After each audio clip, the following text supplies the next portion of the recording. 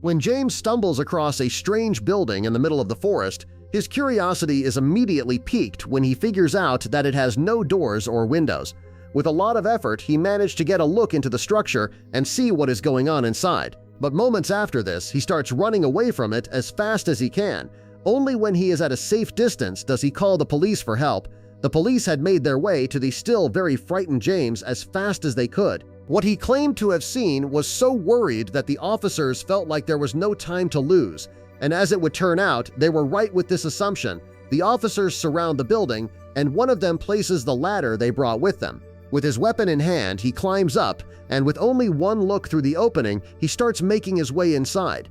This was even worse than James had described, and the police immediately called for backup. No way they would be able to handle this alone. But what did the police find inside? Why was this strange building hidden so deep in the forest, and why did it have no doors or windows? But before we start, smash the like button and make sure to subscribe if you haven't, and hit that notification bell so that you won't miss any new stories. James had been hiking for about 2 hours, and he had noticed that the forest had been eerily quiet for some time now. The silence was, of course, the standard here, but it would never last this long, as wildlife would often come to disturb the peace if only a little bit. Something was different here. James could feel it, and it did not take long before James thought his suspicions were getting confirmed. In the distance, he spotted something between the trees, something that should not be so deep in the forest and so far away from civilization. But it piqued his curiosity. As he got closer, he recognized the structure as a stone house of some sort. But he could not help but think that this was probably one of the strangest houses he had ever encountered, and this feeling only got stronger the closer he got to the structure.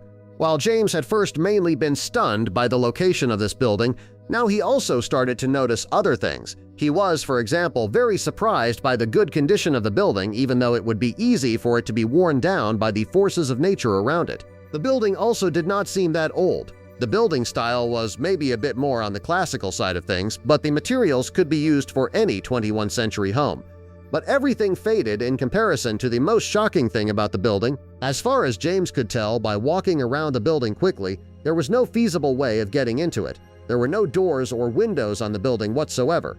Only on the second floor there was a big opening, but this was protected by what seemed to be iron bars.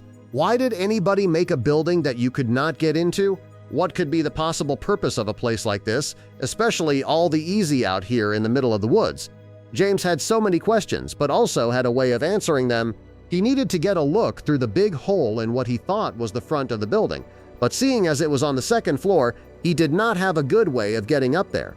It was too high for him to reach, and even if he could do this, it was not like they had the power in his arms to pull himself up there. How to get up there?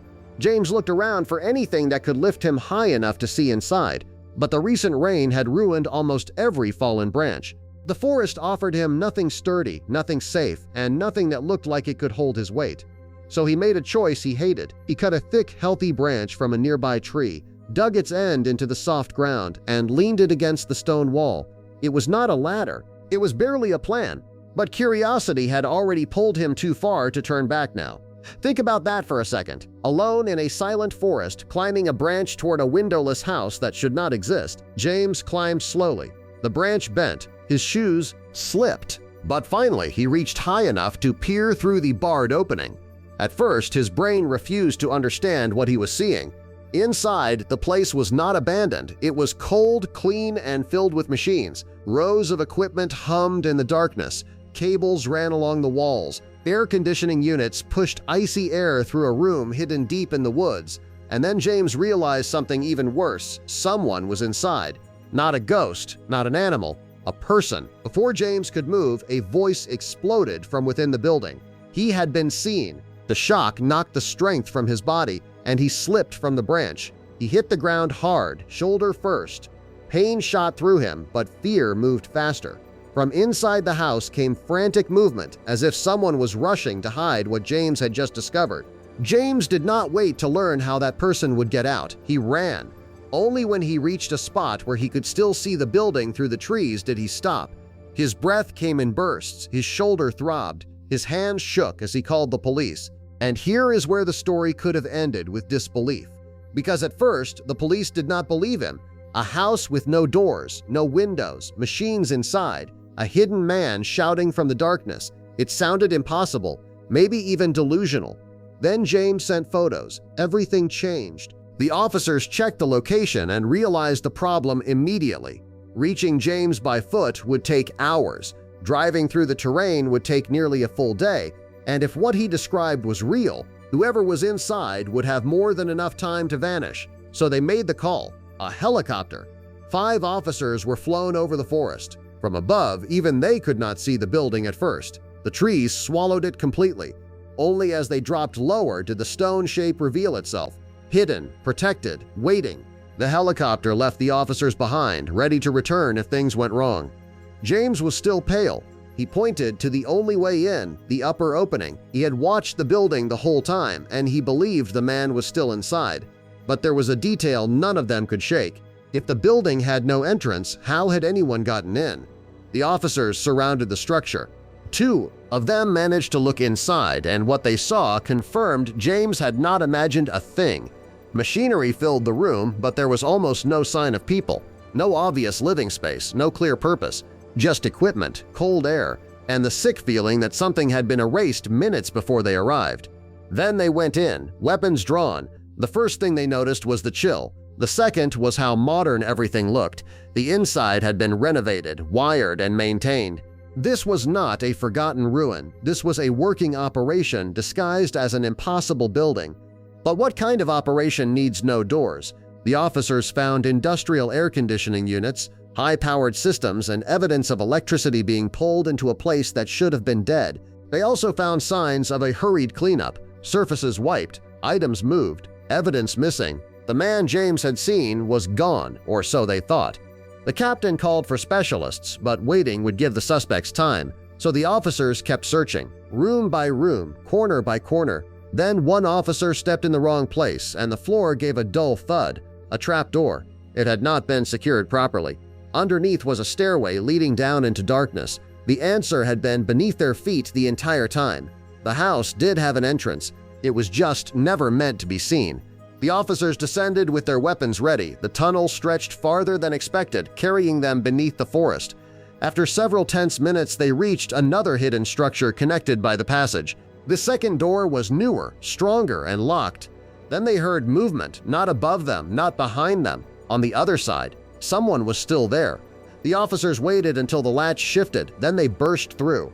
Inside, they found one man loading equipment into a truck. He froze immediately, terrified, as if he already knew the story was over. And now the truth finally came out. The hidden building had once belonged to an old factory that lost its permit not long after construction. The site had been abandoned, but its strange storage building and underground tunnel remained. Years later, a group discovered it after hearing rumors from local kids about a haunted house in the woods. They did not see a haunted house, they saw an opportunity. The building without doors became the perfect cover. No casual hiker could enter, no passing driver could notice it. No one would suspect that behind the stone walls was a modern operation running in secret, and the machines, they were not for manufacturing. They were part of a massive illegal crypto mining setup. The group had hijacked power and utilities to run rows of processors and storage computers, hiding the heat with heavy air conditioning and hiding the entire operation behind a building that looked impossible from the outside. The man James had startled was there to inspect the processors. When he saw James at the opening, he panicked. He wiped what he could, he moved what he could, and he gambled that the police would take the long route. That gamble failed because of the helicopter. By the time officers found the tunnel, he was still trying to remove the equipment. Once caught, he talked. He explained the operation, named the others, and gave investigators the trail they needed. The strange house had not been haunted, it had been hiding money, and James, by refusing to walk away from one impossible detail, had brought the whole scheme down. The money was quickly confiscated, finding the other members proved easy. The man was eager to share, and they had most of the evidence.